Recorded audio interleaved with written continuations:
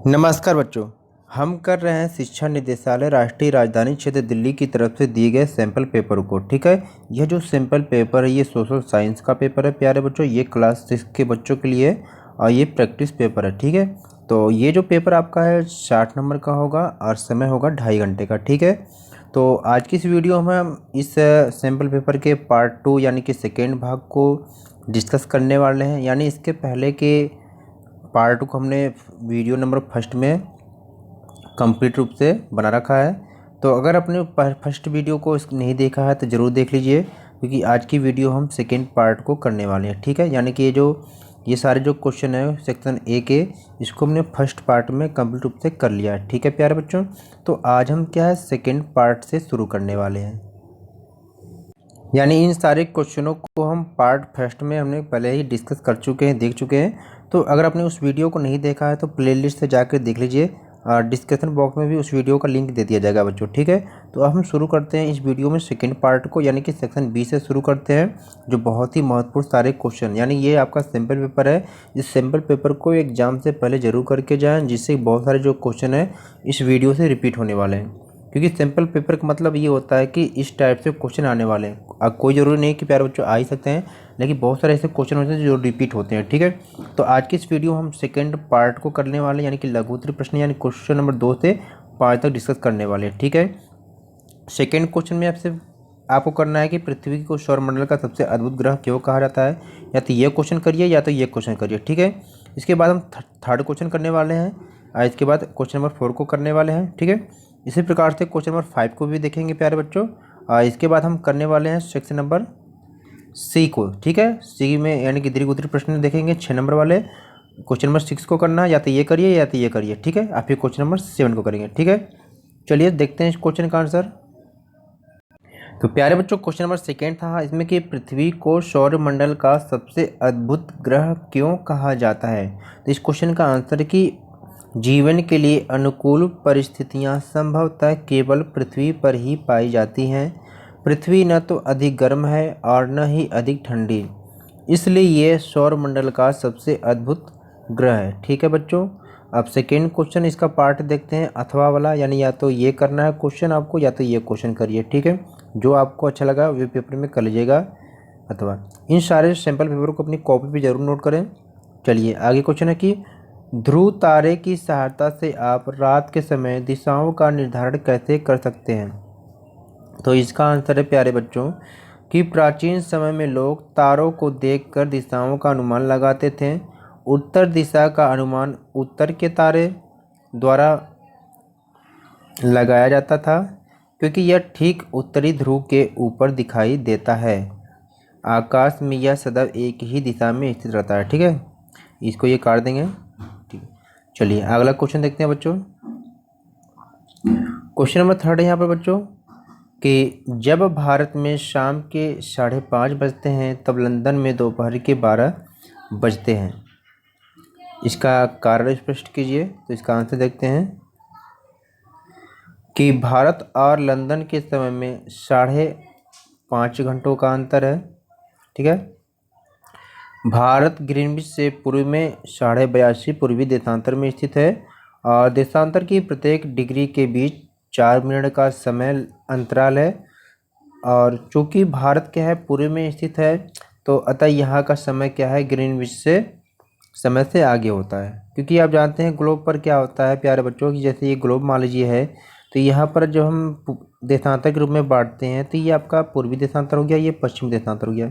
और यहाँ पर क्या है 0 डिग्री देशांतर है जो लंदन में स्थित है, जिसका नाम है ग्रीनविच रेखा। ठीक है, अब इसके पूरब का जो समय होता है प्यारे बच्चों ये आगे होता है, और इसके पश्चिम का जो समय होता है ये क्या है पीछे होता है। यानी अगर यहाँ पर 12 बज रहा है तो जैसे जैसे आगे हम डिग्री पर बढ़ते जाते हैं ना, ये 4-4 मिनट का अंतर होता है, डिफरेंट होता है। तो भारत की जो मानक या उत्तर रेखा है वो 5.5 घंटा पर है। ठीक है, यानी मान लीजिए भारत 5.5 घंटे पे यहाँ पर अगर है 82.5 पे, तो भारत अगर लंदन में 12 बज रहा है तो यहाँ पर 5:30 बजेगा। ठीक है, इसी प्रकार से अगर ये पश्चिम होता तो 5.5 घंटे पीछे होता बच्चों। चलिए क्वेश्चन नंबर 4 देखते हैं कि खेती करने वाले लोग एक ही स्थान पर लंबे समय तक क्यों रहते थे। उत्तर, आप सभी जानते हैं कि खेती करने वाले लोग पौधों की देखभाल के लिए एक ही जगह पर लंबे समय तक रहने लगे। बीज बोने से लेकर फसलों के पकने तक, या पौधों की सिंचाई करने, खरपतवार हटाने, जानवरों और चिड़ियों से उनकी सुरक्षा करने जैसे बहुत से काम शामिल थे। कटाई के बाद अनाज का उपयोग बहुत संभाल कर करना पड़ता था।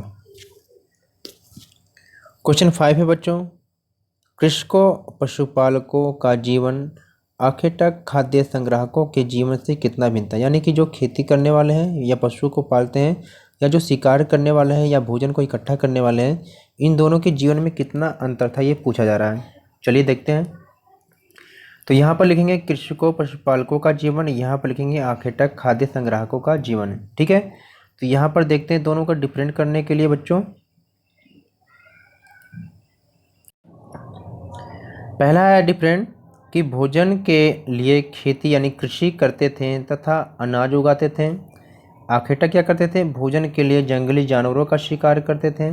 सेकंड इसमें है कि ये अस्थायी जीवन व्यतीत करते थे, यानी वो एक ही जगह पर स्थित रहते कर फसलों की देखभाल करते थे। और ये क्या है, एक स्थान से दूसरे स्थान पर घूमते रहते, क्योंकि बस शिकार एक ही जगह पर नहीं मिलेगा हमेशा। ठीक है, तीसरा है आवश्यकता से अधिक उत्पादित भोजन का संग्रहण करते थे, यानी अगर ये फसल का उत्पादन ज़्यादा कर लेते थे तो उनको स्टोर करके रखते थे।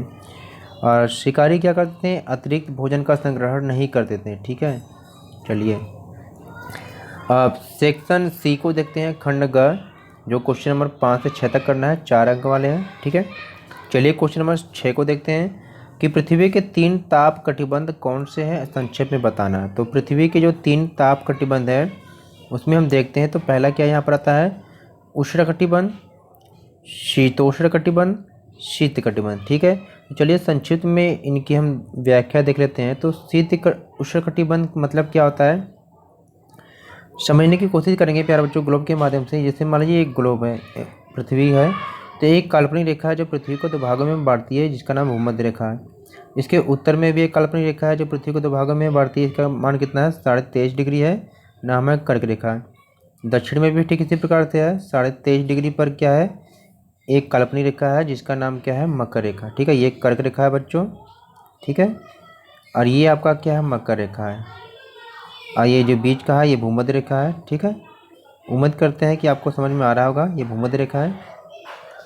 और इसके ऊपर एक भी और काल्पनिक रेखा है, इसको आप कुछ भी कह सकते हैं। ठीक है, इसको बहुत ये क्या है, 66.5 डिग्री पर है इसका मान, इसको कहते हैं आर्कटिक वृत्त कहते हैं। नीचे भी 86.5 डिग्री पर है। ठीक है, ये दक्षिण में है। और ऊपर का पार्ट होगा ये उत्तरी गोलार्ध हो गया, नीचे का पार्ट दक्षिणी गोलार्ध, यानी गोलार्ध मतलब गोला का आधा। अब आपको ये कर्क रेखा से मकर रेखा के जो बीच का जो क्षेत्र होता है ये क्या होता है, उष्णकटिबंधीय क्षेत्र होता है। ठीक है, चलिए अब ये क्या है, यहाँ से ये 66.5 23.5 उत्तर की जो क्षेत्र है, ये वाला क्षेत्र है, ये शीतोष्ण कटिबंध होता है। ये उत्तरी शीतोष्ण कटिबंध, ये दक्षिणी शीतोष्ण कटिबंध बच्चों। और जब ध्रुव की तरफ जाते हैं, यानी ये वाला एरिया, ठीक है, ये वाला एरिया और ये वाला एरिया, इनको हम कहते हैं शीत कटिबंध। ठीक है बच्चों, चलिए उष्णकटिबंध, यह क्षेत्र कर्क रेखा एवं मकर रेखा के बीच में स्थित है। इस क्षेत्र में सबसे अधिक ऊष्मा होती है, जिससे इसे उष्णकटिबंध कहा जाता है। ठीक है बच्चों, चलिए शीतोष्ण कटिबंध क्या है, ये उत्तरी गोलार्ध में कर्क रेखा एवं उत्तरी ध्रुव वृत्त तथा दक्षिणी गोलार्ध में मकर एवं दक्षिणी ध्रुव वृत्त के बीच वाले क्षेत्र का तापमान मध्यम रहता है। ठीक है, इसलिए इसे शीतोष्ण कटिबंध भी कहते हैं। चलिए शीत कटिबंध क्या बच्चों की, उत्तरी गोलार्ध में उत्तरी ध्रुव वृत्त एवं उत्तरी ध्रुव तथा दक्षिणी गोलार्ध में दक्षिणी ध्रुव वृत्त एवं दक्षिणी ध्रुव के बीच के क्षेत्र में ठंड बहुत होती है, क्योंकि यहाँ सूर्य की किरणें तिरछी पड़ती हैं, इसलिए इसे शीत कटिबंध कहते हैं। ठीक है बच्चों, चलिए अब क्वेश्चन नंबर 6 का अथवा वाला पार्ट है, या तक वो करेंगे क्वेश्चन या तो ये कर लेंगे। ठीक है, कि प्रमुख यामोत्तर से अंतर्राष्ट्रीय मानक समय की गणना कैसे की जाती है। ठीक है, चलिए आंसर देखते हैं। आंसर है कि चूँकि 180 डिग्री देशांतर प्रमुख यामोत्तर के पूर्व एवं पश्चिम दोनों ओर स्थित है, इसलिए सूर्य पूर्व से पश्चिम गोलार्ध में जाने में 12 घंटे का समय लेता है। इस प्रकार सूर्य पूर्व से पश्चिम प्रति घंटा 15 डिग्री देशांतर या प्रति 4 मिनट में 1 डिग्री देशांतर को पार करता हुआ दिखाई देता है। ठीक है बच्चों, चलिए क्वेश्चन नंबर 7 है बच्चों कि ग्राम सभा का क्या महत्व है। संक्षेप में बताइए, क्या आपको लगता है कि सभी लोगों को ग्राम सभा की बैठक में हिस्सा लेना चाहिए और क्यों? चलिए आंसर देखते हैं कि ग्राम सभा में ग्रामीणों की समस्याओं पर चर्चा की जाती है। ग्रामवासी अपनी समस्या जानते हैं और उन्हें हल करना भी जानते हैं, इसलिए सदस्य को ग्राम सभा की बैठकों में शामिल होना चाहिए, क्योंकि वहाँ उन्हीं की समस्याओं पर चर्चा होती है और उन पर ग्रामवासी अपने सुझाव प्रस्तुत कर सकते हैं। ठीक है बच्चों, यहाँ पर हमने क्या है क्वेश्चन नंबर 2 से लेकर क्वेश्चन नंबर 7 तक कंप्लीट किया बच्चों।